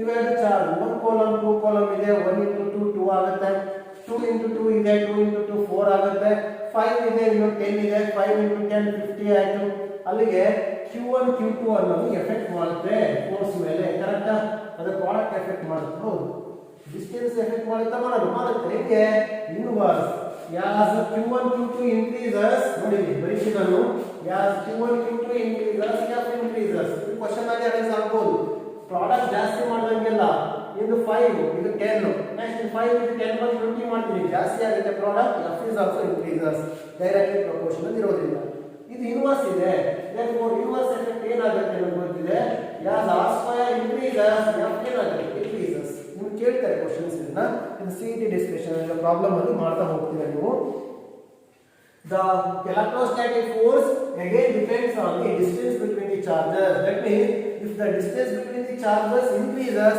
then the force between those are always decreases. At charge ನಲ್ಲಿ ದೂರ ತಗೊಂಡು ಹೋದಂಗೆಲ್ಲ ಅವೆರಡು ಮಧ್ಯೆ ಇರೋ force ಕಡಿಮೆ ಆಗ್ತಾ ಹೋಗುತ್ತೆ. Proof ಇದೆ. ಎಷ್ಟು ಸ್ಕ್ವೇರ್ ಅಷ್ಟು. ನೀವು 2 ಮೀಟರ್ ತಗೊಂಡಿರ್ತೀಯಾ 2 into 2 4 ಸ್ಕ್ವೇರ್ ಆಗುತ್ತೆ 2 ಸ್ಕ್ವೇರ್ 200. ಅಲ್ಲಿ ನೋಡಿ ನೀನು 2 ಮೀಟರ್ ಜಾಸ್ತಿ ಮಾಡಿದ್ರೆ 4 ಟೈಮ್ಸ್ ಫೋರ್ಸ್ ಕಡಿಮೆ ಆಗುತ್ತೆ. ಯಾಕೆ ಸ್ಕ್ವೇರ್ ಇದೆ ಹಾಗಾಗ್ಬಿಟ್ಟು ಡಿಸ್ಟೆನ್ಸ್ ಬಹಳ ಮಾಡಿದ್ರೆ ಫೋರ್ಸ್ ಅವೆರಡು ಮಧ್ಯೆ ಕಡಿಮೆ ಆಗುತ್ತೆ ಅಂತ ಅರ್ಥ q1 q1 ಜಾಸ್ತಿ ಅಥವಾ q2 ಜಾಸ್ತಿ ಎರಡು ಜಾಸ್ತಿ ಮಾಡಿದ್ರೆ ಏನಾಗುತ್ತೆ ಜಾಸ್ತಿ ಆಗ್ತಾ ಹೋಗುತ್ತೆ ಪ್ರಾಡಕ್ಟ್ f ಜಾಸ್ತಿ ಆಗುತ್ತೆ ಎರಡನ್ನೂ ಜಾಸ್ತಿ ಮಾಡಿದ್ರೆ ಜಾಸ್ತಿ ಆಗುತ್ತೆ ಎರಡು ಕಡಿಮೆ ಮಾಡಿದ್ರು ಕಡಿಮೆ ಆಗುತ್ತೆ ಎರಡರಲ್ಲಿ ಒಂದು ಜಾಸ್ತಿ ಆದ್ರೂ ಜಾಸ್ತಿ ಆಗುತ್ತೆ ಪ್ರಾಡಕ್ಟ್ ಜಾಸ್ತಿ ಮಾಡ್ಬೇಕಾದ್ರೆ ಏನು ಮಾಡ್ತೀವಿ ನಾವು 2 into 2 2 into 3 2 into 5 ಯಾವ್ದು ಮಾಡಿದ್ರು ಕೂಡ ಪ್ರಾಡಕ್ಟ್ ಜಾಸ್ತಿ ಆಗ್ತಾ ಹೋಗುತ್ತೆ ಎರಡು ಜಾಸ್ತಿ ಮಾಡ್ಬೋದು ಇದನ್ನ ಅರ್ಥ ಮಾಡ್ಕೊಂಡ್ರೆ ಸಾಕು ಅಷ್ಟೇ ಅಂಡ್ ಇದು ಕಾನ್ಸ್ಟೆಂಟ್ ಬಿಟ್ಬಿಡಿ ಇನ್ನೊಂದು ಏನೋ ಉಳ್ಕಂತಲ್ವ ಏನಿದು permittivity of the free space. ನಾನು ಎರಡು ಚಾರ್ಜಸ್ ನ ಏರ್ ಆರ್ ವ್ಯಾಕ್ಯೂಮ್ ಅಲ್ಲಿ ಇಟ್ಕೊಂಡು ಎಪ್ಸಲ್ ನಾಟ್ ಬರ್ದು ಸುಮ್ಮನೆ ಇಟ್ಬಿಡ್ತೀನಿ. ಅದೇ ನಾನು ನೋಡ್ಕೊಳ್ಳಿ ಇದನ್ನ ತೆಗಿತಾ ಇದ್ದೀನಿ ಓನ್ಲಿ ಎಪ್ಸಲಾನ್ ಬರೀಬಹುದು. ಯಾಕೆಂದ್ರೆ ಇಲ್ಲ ಎಪ್ಸಲಾನ್ ಅಂತ ಬದಲು epsilon naught into epsilon R ಬರೀಬಹುದು. ಯಾಕೆ ಅಂದ್ರೆ ಅದು ಏರ್ ಅಲ್ಲ ಮೀಡಿಯಂ. ನಾನು ಎರಡು ಚಾರ್ಜಸ್ ನ ಆಯಿಲ್ ಅಲ್ಲಿ ಇಮರ್ಸ್ ಮಾಡ್ತೀನಿ, ವಾಟರ್ ಇಮರ್ಸ್ ಮಾಡ್ತೀನಿ, ಇಲ್ಲ ಯಾವುದೋ ಒಂದು ಇನ್ನೊಂದು ಗೇಷಿಯಸ್ ಮೀಡಿಯಾ ಚೇಂಜ್ ಮಾಡಿರ್ತೀನಿ. ಅವಾಗ ಏನಾಗುತ್ತೆ ಇದ್ರ ವ್ಯಾಲ್ಯೂ ಚೇಂಜಸ್ ಆಗುತ್ತೆ. ಹಾಗಾಗಿ ಇನ್ನೊಂದು ಹೇಳ್ಬೋದಲ್ಲ ನೀವು what is the another factor affecting on the force media between the two charges. ಎರಡು ಚಾರ್ಜಸ್ ಡಿಸ್ಟೆನ್ಸ್ ಸಪರೇಟ್ ಆಯಿತು, ಎಫ್ ಚೇಂಜಸ್ ಆಯಿತು. ಎರಡು ಚಾರ್ಜಸ್ ದ ಪ್ರಾಡಕ್ಟ್ ಚೇಂಜಸ್ ಆಯಿತು, ಮ್ಯಾಗ್ನಿಟ್ಯೂಡ್ ವ್ಯಾಲ್ಯೂ ಅವಾಗಲೂ ಚೇಂಜಸ್ ಆಯಿತು ಎಫ್. ಅದೇ ತರ ಎರಡು ಚಾರ್ಜಸ್ ಮಧ್ಯೆ ಇರೋ ಮೀಡಿಯಾ ಚೇಂಜಸ್ ಆದರೆ ಅದು ಎಫೆಕ್ಟ್ ಮಾಡುತ್ತೆ. ಅದು ಯಾವ ತರ ಇನ್ವರ್ಸ್ ಆಗಿ ಪರ್ಮಿಟಿವಿಟಿ ಜಾಸ್ತಿ ಇರೋ ತಗೋತೀರಾ ಕಡಿಮೆ ಆಗುತ್ತೆ, ಇದು ಕಡಿಮೆ ಇರೋ ತಗೋತೀರಾ ಜಾಸ್ತಿ ಆಗುತ್ತೆ. ಹಾಗೆ ಒಂದು ಮಾತ್ರ ಬರೀತೀನಿ ನಾನು ಎಪ್ಸಲಾನ್ ಇನ್ಕ್ರೀಸಸ್ ಎಫ್ ಡಿಕ್ರೀಸಸ್. ಯಾಕೆ ಡಿನಾಮಿನೇಟರ್ ಇದು ನೀವು ಅರ್ಥ ಮಾಡ್ಕೊಳ್ಳಿ. ಇನ್ನೊಂದಿದೆ ಅದು ಅರ್ಥ ಆದರೆ ಮಾತ್ರ ಬರೀ ಏನು ಅಂದರೆ it is or F is also depends on unit choosed. ನಾವು ಯೂನಿಟ್ ತಗೊಳ್ಳೋದ್ರ ಮೇಲೆ ಡಿಪೆಂಡ್. ಬಟ್ ನಿಮಗೆ ನೋಡಿ ಹೇಳೋದು ಕನ್ಫ್ಯೂಸ್ ಆಗ್ಬೋದು. ಅದಕ್ಕೆ 3 ಫ್ಯಾಕ್ಟರ್ಸ್ ಇದೆ. What are the factor affecting on the force? The magnitude of the charges, ಅದು ಡೈರೆಕ್ಟ್ಲಿ ಪ್ರಪೋರ್ಷನಲ್ ಆಗಿ distance between the charges inversely proportional to the square of the distance and clear, and also depend on the media between the charges. ಎರಡು charges ಮಧ್ಯೆ ಯಾವ media ಇದೆ ಅದು force ಮೇಲೆ effect ಮಾಡುತ್ತೆ. ಗೊತ್ತಿರಲಿ ಏರ್ ಇದ್ದಾಗ ಮಾತ್ರ ನೋಡಿ. ಇನ್ನೊಂದು ಬಹಳ ಇಂಪಾರ್ಟೆಂಟ್ ಪಾಯಿಂಟ್ ನೆಕ್ಸ್ಟ್ ಕ್ಲಾಸ್ ಹೇಳ್ಬೇಕು. ಇವೆರಡು ಚಾರ್ಜಸ್ ಏರ್ ಅಲ್ಲಿ ಇಟ್ಟಿದ್ದೀರಲ್ಲ ಇವೆರಡು ಮಧ್ಯೆ ಬಹಳ ಫೋರ್ಸ್ ಇರುತ್ತೆ. 1 ಮೀಟರ್ ಇಟ್ಟಿದ್ದೀನಿ ಅಂತ ಅನ್ಕೊಳ್ಳಿ.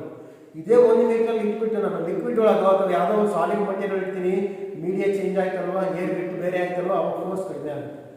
The force is maximum in air or vacuum. Electrostatic force between the two charges is maximum in air or vacuum. Air ಅಥವಾ ವ್ಯಾಕ್ಯೂಮ್ ಅಲ್ಲಿ ಇದ್ದಾಗಲೇ ಬಹಳ ಇರುತ್ತೆ ಫೋರ್ಸು. ಅದನ್ನ ಬಿಟ್ಟು ಬೇರೆ ಯಾವ ಮೀಡಿಯಂ ಅಲ್ಲಿ ಇಟ್ಟರು ಕೂಡ ಅವೆರಡರ ಮಧ್ಯೆ ಇರೋ ಚಾರ್ಜ್ ಮಧ್ಯೆ ಇರೋ ಫೋರ್ಸು ಕಡಿಮೆ ಆಗೇ ಆಗುತ್ತೆ. ಅದು ನೆಕ್ಸ್ಟ್ ಕ್ಲಾಸ್ ಪ್ರೂವ್ ಮಾಡ್ತೀವಿ ನಾವು ಮೀಡಿಯಾ ಯಾವ ಥರ ಎಫೆಕ್ಟ್ ಮಾಡುತ್ತೆ ಅಂತ.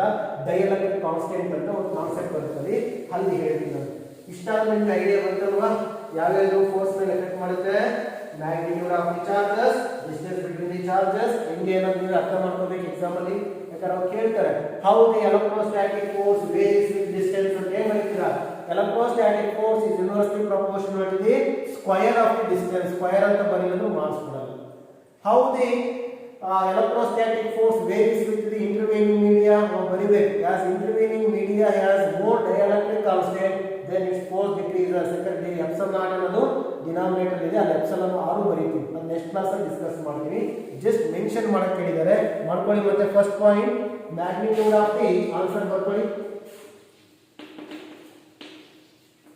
magnitude of the charges, magnitude of the charges, ಅದು ಕೂಡ ಪಾಯಿಂಟ್ ಚಾರ್ಜಸ್ ಬರ್ಕೊಳ್ಳಿ. Magnitude of the point charges ನಾವು ತಗೊಂಡಿರೋ Q1 Q2 ನ ವ್ಯಾಲ್ಯೂ ಎಷ್ಟಿದೆ ಬ್ರಾಕೆಟ್ ಅಲ್ಲಿ ಬೇಕಾದ್ರೆ ಬರ್ಕೊಳ್ಳಿ, ನಿಮಗೆ ಕನ್ಫ್ಯೂಸ್ ಆಗುತ್ತೆ. ಇದೆ magnitude of the charge Q1 Q2 values ಎಷ್ಟು. Second one is separation between the 2 point charges. ಅದು ಯಾವುದು? R square.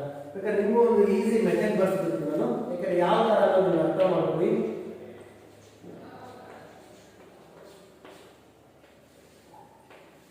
magnitude of the charge is directly proportional, inversely proportional to the square of the distance. ಒಂದು extra point ಇಲ್ಲೇ ಬಂದ್ಬಿಡಿ.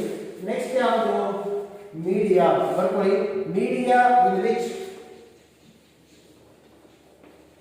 medium in which charges are placed. So media ಹೇಗೆ effect ಮಾಡುತ್ತೆ? ಅಲ್ಲಿ epsilon naught ಇದೆ ಅಲ್ವಾ, instead of epsilon naught epsilon 6 ಬರೀತೀವಿ. ಅದ್ರ ಜೊತೆಗೆ epsilon naught into epsilon r media ಇದ್ದಾಗ ನೆಕ್ಸ್ಟ್ ಕ್ಲಾಸ್ ಅಲ್ಲಿ ಕ್ಲಿಯರ್ ಆಗುತ್ತೆ. ಜಸ್ಟ್ ನಿಮಗೆ ಪಾಯಿಂಟ್ಸ್ ಗೊತ್ತಿದೆ. ಬಟ್ ಇಲ್ಲಿ ಇದು ಫ್ಯಾಕ್ಟರ್ಸ್ ಗೊತ್ತಾಗುತ್ತೆ ನಿಮಗೆ. ಕೂಲಂಬ್ಸ್ ನ ಲಿಮಿಟೇಷನ್ಸ್ ಕೂಡ ಬಹಳ ಟೈಪ್ ಕೇಳಿದ್ದಾರೆ. ಇದರ ಡಿಮೆರಿಟ್ ಇದೆ, ಎಲ್ಲ ಕಡೆನೂ ಅಪ್ಲೈ ಆಗಲ್ಲ, ಎಲ್ಲರಿಗೂ ಅಪ್ಲೈ ಆಗಲ್ಲ. ಯಾಕೆ ಯಾವ ಟೈಮಲ್ಲಿ ಅಂತ ಹೇಳ್ತಾ ಹೋಗ್ತೀವಿ. ನೆಕ್ಸ್ಟ್ ಬರ್ಕೊಳ್ಳಿ ಲಿಮಿಟೇಷನ್ಸ್ ಸ್ಕ್ರೀನ್ ಶಾಟ್ ತಗೊಂಡ್ರ ತಗೋಬೇಕು, ಮತ್ತೆ ಕನ್ಫ್ಯೂಸ್ ಮಾಡ್ಕೊಂತೀರಿ ಯಾವ್ದು ಬರೀತಾ ಇದೀನಿ ಅನ್ನೋದನ್ನ. ಲಾಸ್ಟ್ ಇದನ್ನು ಡಿಸ್ಕಸ್ ಮಾಡ್ತೀನಿ ನೆಕ್ಸ್ಟ್ ಕ್ಲಾಸ್ ಅಲ್ಲಿ. ನಿಮಗೆ ಎಕ್ಸ್ಪ್ಲೈನ್ ಹೇಳ್ತಾ ಹೋಗ್ತೀನಿ. Limitations of Coulomb's law. Coulomb's law ಎಲ್ಲಿ ಯೂಸ್ ಆಗ್ತಾ ಇಲ್ಲ, ಅದೇ ಲಿಮಿಟೇಷನ್ಸ್. ಫಸ್ಟ್ ಲಿಮಿಟೇಷನ್ ನೋಡಿ, Coulomb's law is only applicable for point charges. ಏನು ಪಾಯಿಂಟ್ ಚಾರ್ಜಸ್ ಅಂದ್ರೆ the size is negligible compared to the distance, not for the charged body. Example, ಇದೊಂದು charged body ಅಂತ ಅನ್ಕೊಳ್ಳಿ, ಇದಕ್ಕೆ ಅಪ್ಲೈ ಮಾಡಕ್ ಬರಲ್ಲ ಕೂಲಂಬ್ಸ್ ಲಾ, ಅದರಲ್ಲಿರೋ ಪಾಯಿಂಟ್ ಚಾರ್ಜ್ ಅಪ್ಲೈ ಮಾಡ್ತೀವಿ ಅಷ್ಟೇ. ಮತ್ತೆ ಇನ್ನೊಂದು ಏನು ಅಂದ್ರೆ Coulomb's law is only applicable for the stationary charges. Rest ಅಲ್ಲಿರೋ ಚಾರ್ಜ್ ಮಾತ್ರ ಅಪ್ಲೈ ಆಗುತ್ತೆ, ಮೂವ್ ಆಗ್ತಿರೋ ಚಾರ್ಜ್ಗೆ ಫೋರ್ಸ್ ಫೈಂಡ್ ಔಟ್ ಮಾಡಕ್ ಬರಲ್ಲ ಇದು. ಹಾಗಾಗಿ ಈ ತರ ಬರ್ಕೊಳ್ಳಿ. it is applicable only for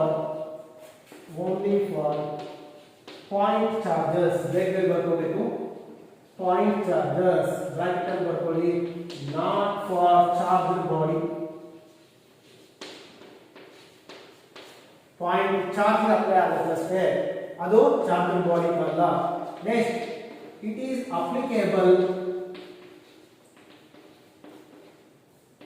is applicable only for stationary. ಏನು ಸ್ಟೇಷನರಿ ಅಂದ್ರೆ ಚಾರ್ಜಸ್ ರೆಸ್ಟ್ ಅಂತ.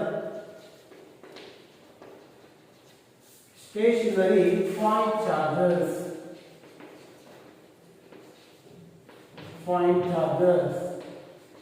not for moving charges ಅಂತ ಬರ್ತದೆ.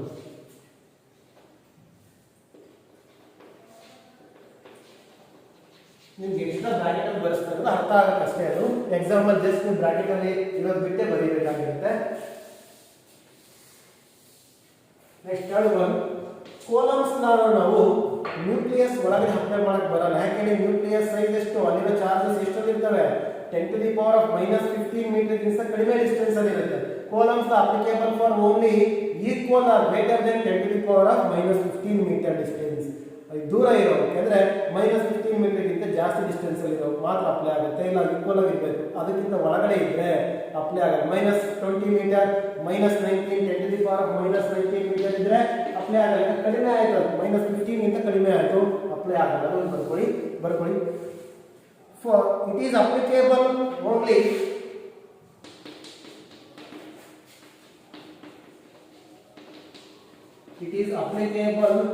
for distance equal or greater than 10 to the power of -15 meter.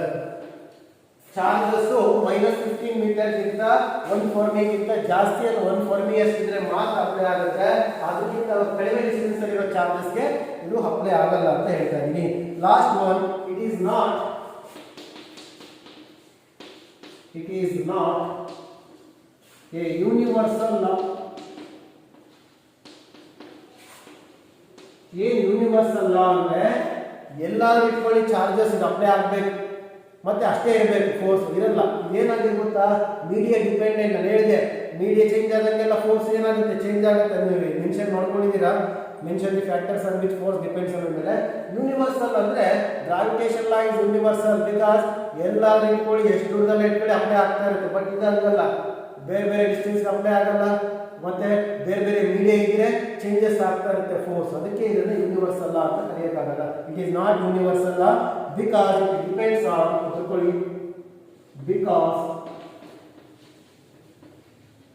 depends on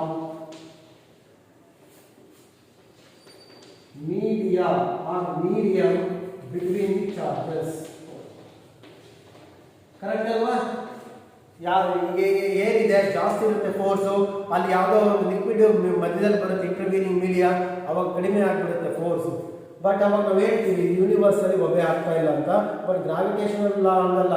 ನೀವು ಇಲ್ಲಿ 2 ಮಾಸಸ್ ಇಟ್ಕೊಂಡಿದ್ದೀರಾ, ಫೋರ್ಸ್ ಇರುತ್ತೆ 10 Newton 2 masses ಮಧ್ಯದಲ್ಲಿ ಏನಾದ್ರು ಸಾಲಿಡ್ ಲಿಕ್ವಿಡ್ ಇಲ್ಲಿ ಯಾವುದೋ ಮಟೀರಿಯಲ್ ಬರಲಿ, ಆ 10 ನ್ಯೂಟನ್ ಆಗಿ ಇರುತ್ತೆ, ಮಾಸಸ್ ಅವೇ ಇದ್ರೆ. ಬಟ್ ಇಲ್ಲಿ ಅದೇ ಚಾರ್ಜ್ ಇದ್ರೂ ಕೂಡ ಮೀಡಿಯಾ ಚೇಂಜ್ ಆದಂಗೆಲ್ಲ ಫೋರ್ಸ್ ಚೇಂಜಸ್ ಆಗುತ್ತೆ. ಗೊತ್ತಿರಬೇಕು, ಒಂದು ಪಾಯಿಂಟ್ ಹೇಳ್ತಾ ಇದ್ದೀನಿ, the force is maximum in air or vacuum. Electrostatic force between the 2 charges is maximum in air or vacuum. Air ಅಥವಾ ವ್ಯಾಕ್ಯೂಮ್ ಅಲ್ಲಿ ಮಾತ್ರನೇ ಬಹಳ ಇರುತ್ತೆ, ಬೇರೆ ಮೀಡಿಯಂ ಬಂದ್ರೆ ಕಡಿಮೆ ಆಗುತ್ತೆ. ಯಾಕೆ ಅನ್ನೋದನ್ನ ನಾನು ಈಗ ನೋಟ್ ಪಾಯಿಂಟ್ಸ್ ಡಿಸ್ಕಸ್ ಮಾಡ್ತೀನಿ ನೆಕ್ಸ್ಟ್ ಕ್ಲಾಸಲ್ಲಿ.